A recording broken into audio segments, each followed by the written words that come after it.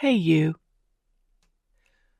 Once upon a time, unless you were independently wealthy, if you wanted to write a book, perform a song, make a film, and then share it with anyone, if you wanted to let it out into the world for others to read or hear or see, you had to pass through the gatekeepers. You had to prove that you and your idea and your talent were worthy. You had to prove that you were a financially viable option for others to make money on. You had to jump through hoops that others held in order to express yourself in the way that you wanted to. Or else you had to be rich enough to fund it yourself. Gatekeepers be damned. But now those days are mostly gone.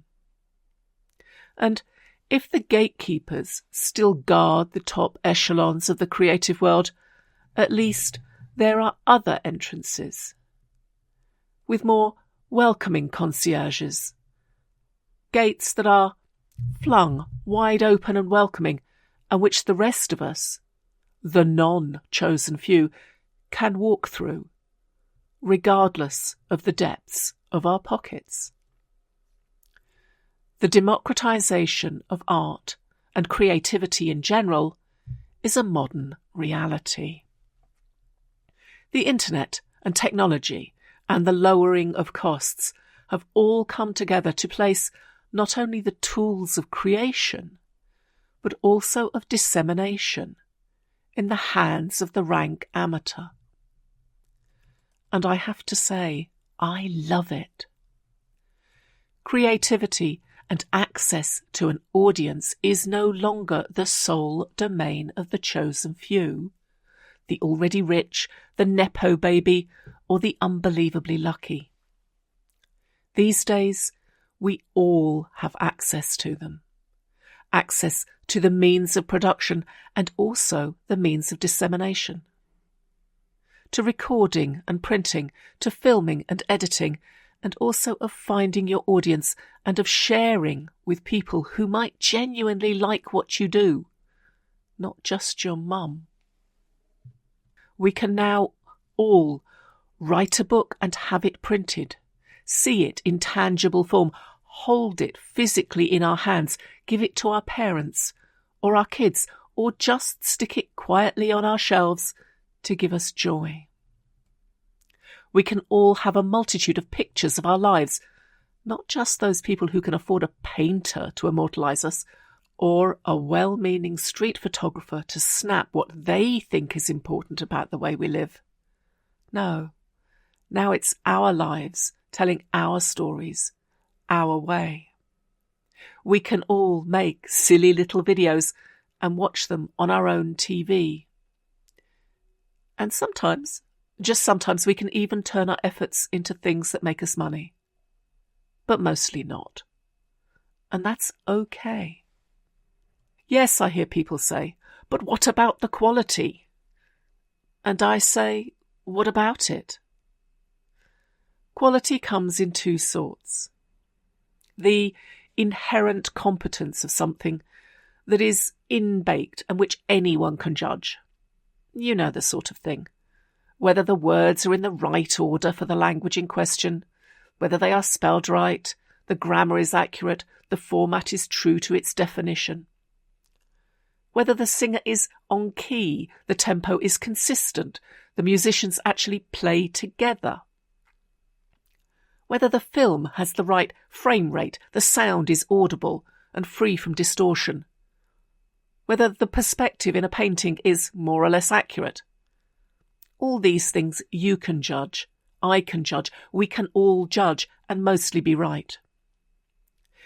But whether the plot is interesting, the characters engaging, the song is catchy or meaningful, the picture or sculpture moves one, these other alleged markers of quality are in fact mostly markers of taste. And tastes are very individual things. Who's to say that one person has better taste than another. For sure, I know what I like, for the most part, and I know what I don't like, even more certainly. And I'm open to all sorts of things in the middle, which I might come to like, given enough exposure. But who am I to say that something I don't like is not good enough to be produced, or to be seen, or heard, or watched? Who am I? Who is anyone? No one is born making good art, writing good copy, or making good music. The process is a learned one. Technical skill is an acquirable trait, and creativity, taste, that's just a matter of taste. No one is obliged to take any notice of the music, the writing, the art you put out. If you put something out and they don't like it, they won't consume it. But if you don't put it out, if gatekeepers prevent anyone from seeing or hearing it, then they can't consume it. And can't is very different to won't. And that's why I love citizen journalism, folk music, amateur documentaries, indie published books, and Instagram art.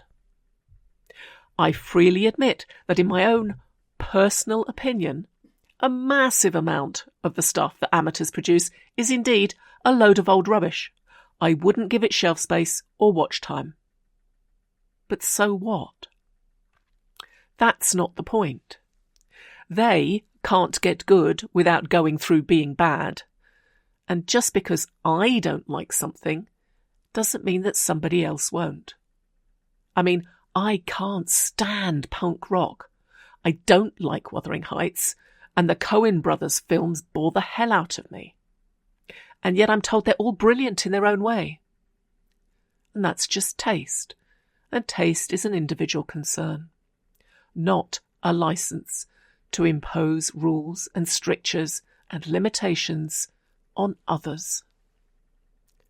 Who am I to tell them that my opinion is more valid than theirs? And who are you to do likewise? No, I love the democratisation of creativity, of putting creativity in the hands of as many people as possible and allowing the dissemination of the fruits of that creativity to those who want and who will appreciate the output, whether that's half the world or just your mum and the guy down the road. So my current viewpoint is, if you have a single creative bone in your body, make something and then maybe take the steps necessary to share it. Yes, if you share your creativity with the world, you're taking a risk. Sometimes the feedback is brutal. Sometimes the response is crickets. But at least these days you have the option. Don't let them take it away. That's all for now. Till next time.